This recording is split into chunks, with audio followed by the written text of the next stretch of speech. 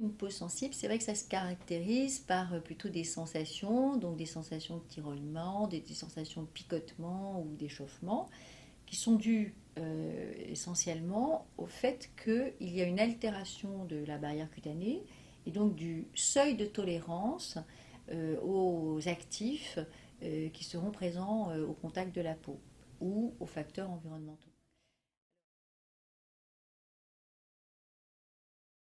Il y a quelques préconisations. Il faut éviter les bains très chauds, plutôt les douches. Éviter aussi les douches âgées. Utiliser pour cela des gels moussants qui sont plutôt sans savon, parce que le savon va délipider, donc il va vous enlever le film protecteur qui est déjà déficient sur ce type de peau. Et donc il faut au moins hydrater votre peau une fois par jour avec des produits qui seront spécifiquement pour ces types de peau sensibles. Quand vous sortez par exemple du bain, il vaut mieux appliquer la crème sur une peau un peu humide parce que vous allez avoir une meilleure hydratation que si vous la séchez complètement. Il faut voir si dans cette famille c'est constitutionnel ou héréditaire ou si c'est le fait de facteurs environnementaux comme par exemple une eau calcaire ou l'utilisation de produits qui vont être trop irritatifs ou trop desséchants. Pour le traitement, il va falloir utiliser plutôt des produits qui vont être adaptés à ces peaux sensibles, c'est-à-dire qui vont respecter en effet le pH physiologique de la peau naturelle et surtout réhydrater au moins une fois par jour cette peau.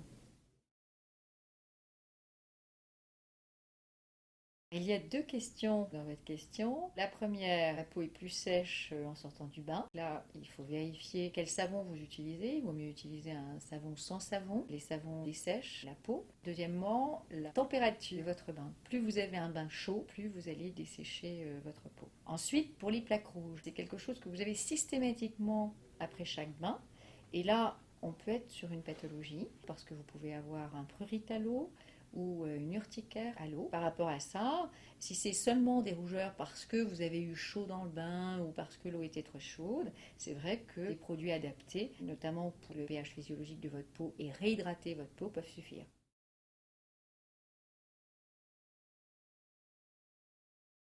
Tout à fait.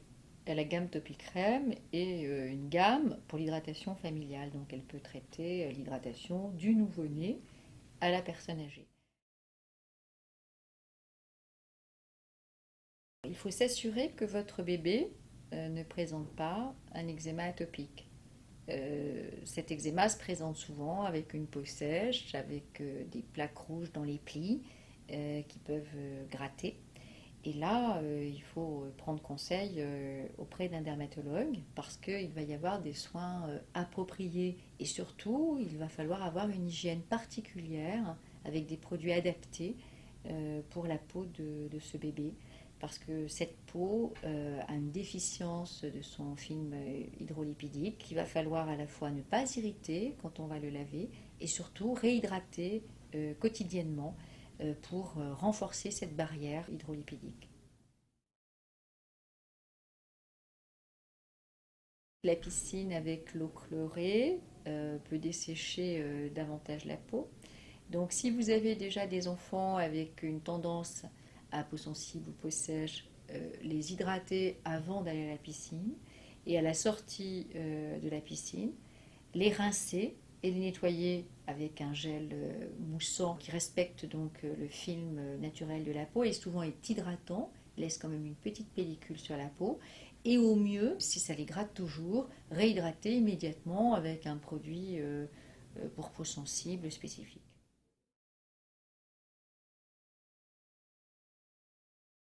Dans le cas de l'eczéma atopique, la peau n'assure pas comme il faut sa fonction de barrière cutanée, protectrice.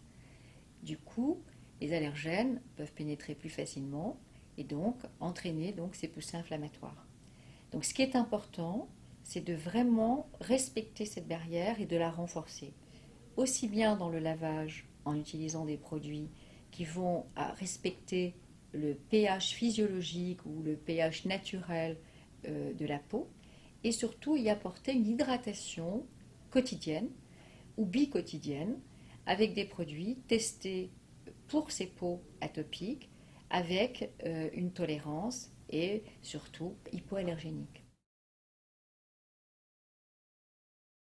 En effet, ces propriétés ne sont pas contradictoires. Une peau mixte, cela signifie que les glandes sébacées dans la zone médiane du visage, que ce soit le front, le nez, le menton, sont plus actives, ce qui vous donne au niveau de la peau des pores plus dilatés et parfois quelques comédons. Par contre, la notion de sensibilité, c'est une notion de ressenti, un ressenti parfois d'inconfort, c'est-à-dire la peau va vous tirer, va se chauffer, va vous piquer. Et donc, tous les types de peau peuvent présenter une peau sensible, que ce soit une peau sèche, une peau grasse, une peau mixte, et également toutes les carnations, de la peau claire à la peau mate et noire, peuvent avoir des problèmes de peau sensible. Pour la nettoyer, il faut surtout éviter l'eau du robinet parce qu'elle est souvent calcaire et donc elle va plutôt dessécher. Donc plutôt utiliser une eau micellaire ou un lait nettoyant. Alors pour ce faire, il vaut mieux utiliser avec douceur en faisant comme ça les petits ronds sur le visage et surtout ne pas frotter puisque ça va être une source d'irritation éventuelle. Et puis ensuite, l'hydrater plutôt 2 fois qu'une pour les peaux sensibles avec des produits donc, qui sont formulés spécialement pour peau sensible où vous avez dans ces produits un minimum d'actifs et qui sont testés hypoallergéniques et surtout très bien tolérés.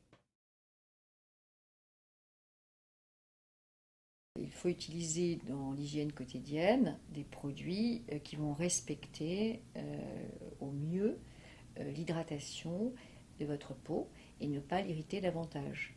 Donc, dans la gamme de Topicrème, la gamme Les Essentiels répond à ces besoins.